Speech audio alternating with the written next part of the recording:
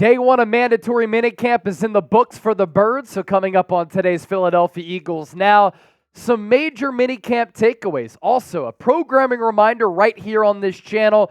Join us live tomorrow on Wednesday. The show gets underway 1:30 p.m. Eastern, 10:30 a.m., a little bit early for those of you out on the West Coast. The Eagles will be on the practice field as we're live, so we'll have some live reactions, news, rumors, analysis, some pre-planned segments. It's going to be a lot of fun. We'll chop it up with the Bird Gang as well. Hope to see you there. Make sure you hit that subscribe button, hit that bell icon, turn all those notifications. Therefore, when we do go live, you'll be notified. So Eagles minicamp underway, just a lot of news, notable takeaways from the first day of mandatory practice from the NovaCare Complex in South Philadelphia. Of course, this is an opportunity for us to hear about the new rookies, hear about the newest acquisitions in free agency, and take a look at some of the key roster battles taking place in the lead up to the 2024 season. This is also the final time that the team will be together until training camp gets underway at the end of July. All players expected to be on hand for these mandatory minicamp practices, all but one player in attendance. Who's the one who's missing? We'll get to that coming up here in just a little while. Let's go through some pictures, though, to start it off. Quinion Mitchell, first-round pick, 22nd overall, falling right in the laps of the Eagles, the number one corner on my board. He's been working primarily with the second-team defense at outside corner. Off to a good start, looking good in that fresh number 30. Brandon Graham, just an Eagles OG, Philadelphia icon on and off the field. Great team leader and team captain. He's getting ready for year 15. Early June, BG still putting in that work. And then at the end of the mandatory practice here on this Tuesday, the franchise quarterback rocking the gold chain, the Jordan tank top, Jalen Hurts breaking down the huddle. I don't know about you, that gets me fired up. Now to our big takeaways, news, notes, observations with minicamp in session for Philadelphia. And it all started with Nick Sirianni having a press conference with the media at the NovaCare Complex, and he revealed something very interesting because Howie Roseman, when I was at the NFL Scouting Combine, that's where I got this No Bull shirt. Thank you, No Bull. You're my Bulls. Howie Roseman had said, James Bradberry, primarily an outside corner. We're not going to work him at inside corner. But then a few months later, the head coach for the Eagles saying that Bradberry during mandatory minicamp is going to take snaps at safety and nickel. That makes some sense because last year it looked as though he lost some speed. When you play nickel, when you play safety, you don't need as much long speed or twitch as compared to when you play cornerback. So that's interesting. He's getting due and paid a lot of money this upcoming season. They probably want to find a way to see if they can get Bradberry on the field after he struggled mightily last year. The only player on this entire Eagles 90-man roster not at practice, left guard Landon Dickerson, coming off a lofty contract extension which paid him the biggest average annual value salary in the history of any guard in the sport, not partaking in mandatory minicamp this week, but it is an excused absence. So he's the only player that is not there for Philadelphia. Nick Sirianni also saying today he loves the depth at wide receiver. He's liked what he's seen from Paris Campbell and John Ross, Joseph Nagata, Anaya Smith, still not practicing, but Sirianni seems to be content, not me, with the wide receiver depth outside of A.J. Brown and Devontae Smith. Lane Johnson also got in front of the media, took a couple of questions today, and said that Mekhi Becton, the former top 15 pick by the New York Jets, who primarily played left tackle for New York, has been looking good at guard and tackle. That could go a long way in really helping out the depth along the Eagles' offensive line. This is an athlete who's a massive athlete, one of the biggest human beings that you will ever see, both with the height and the girth.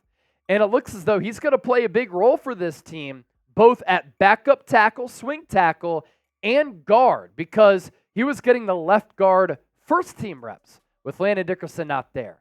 Bryce Huff speaking with the media as well. He said that he anticipates dropping back in coverage under defensive coordinator Vic Fangio. He also noted that is not something he had to do a lot with the New York Jets, but he's planning on doing that with Fangio. We have talked about that development and that scheme preference for Fangio, that a lot of the edge rushers, of course they're going to prioritize rushing the quarterback, but to give the offense a different look, to make you more versatile and more valuable, he will ask some of the edge rushers to succeed against the pass.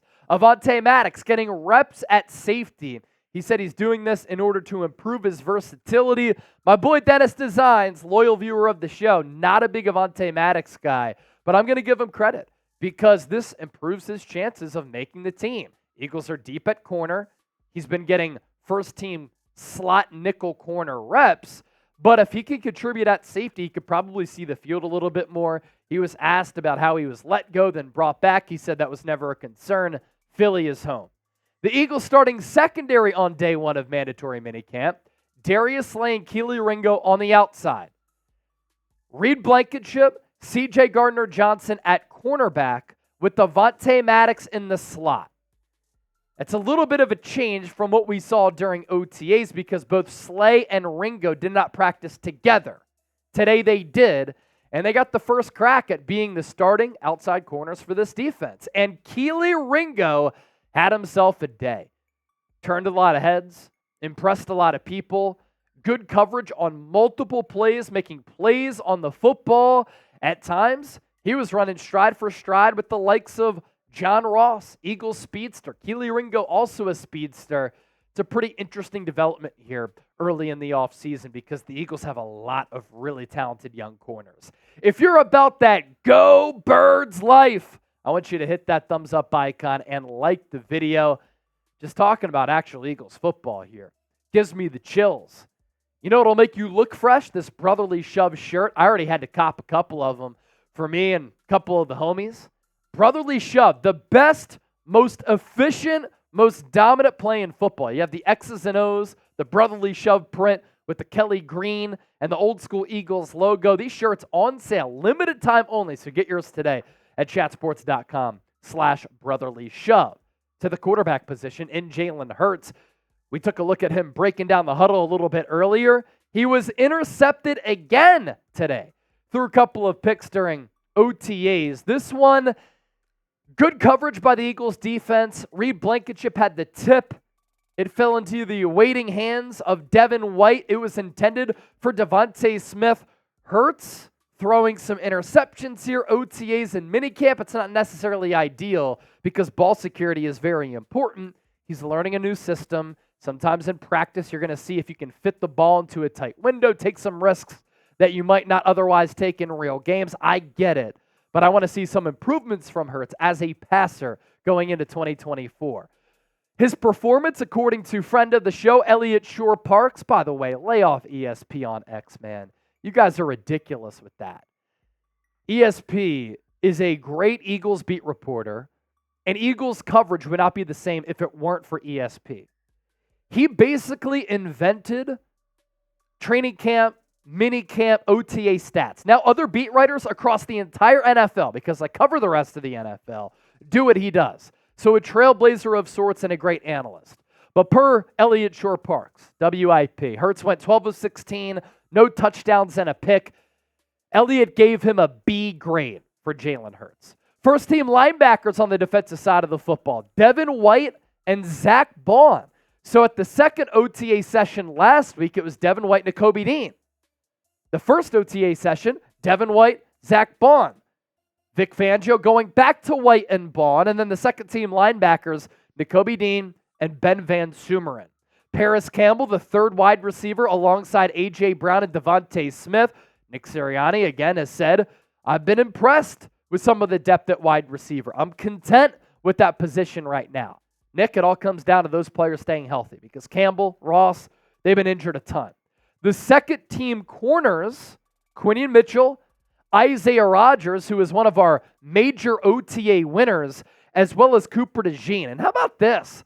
Both rookie corners and Mitchell and DeJean getting snaps at hybrid linebacker as part of the dime package. I think either way, regardless of what the starting corners are for this year, Quinny Mitchell and Cooper DeJean are going to play, and they're going to be counted on a bit in their first year at the NFL level. Isaiah Rodgers, even though he was relegated to the second team, understandable because guys were missing during OTAs. He got moved up to that first team, but he continues to play well.